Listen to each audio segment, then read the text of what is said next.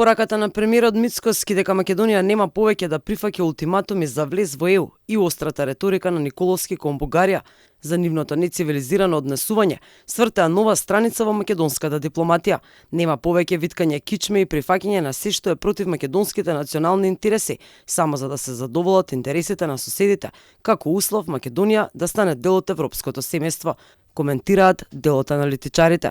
Според поранишниот вице-премиер за евроинтеграција и актуелен професор Васко Нумовски, новата владина реторика испраќа силна порака и е спротивна од она што го гледавме и слушавме последниве години. Мислам дека е веќе јасно дека се завршени оние времиња на една бесконечна попустливост која што беше карактеристична за минатата влада и овие принципиелни позиции што сега ги застапува македонската влада би требало да бидат една добра основа за создавање на еден поширок консензус за прашањата од надворешната политика, затоа што тоа ќе гарантира и еден поголем успех на нашата надворешна политика и без разлика кој е на власт, сите ќе бидат согласни за тоа кои се нашите приоритети што треба да ги оствариме. Конечно, владините представници јасно и гласно укажаа дека Македонија треба што побрзо да стане дел од ЕУ, без разлика на билатералните прашања, вели Васко Нумовски. Сепак јас сметам дека доколку постои навистина една искрена желба, државите членки на Европската унија и самите европски институции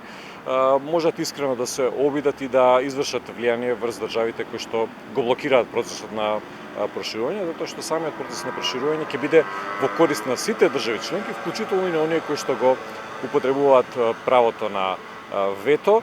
Премиерот Христијан Мицкоски по средбите со европските представници во Брисел рече дека евроинтеграцијскиот процес треба да се заснова на проценка на постигнатото, а не на билатералните прашања. Според него, 2 децении по подпишувањето на спогодбата за стабилизација и асоциација, земјата е жртва на билатерални проблеми.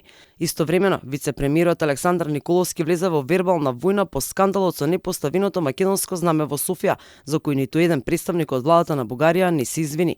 Според Николовски, доколку ЕУ сака да го реши проблемот со нас, тоа може да го стори за едно предпладне или попладне. Николовски вели дека ЕУ многу посилни држави од нас ги клекнале на колена.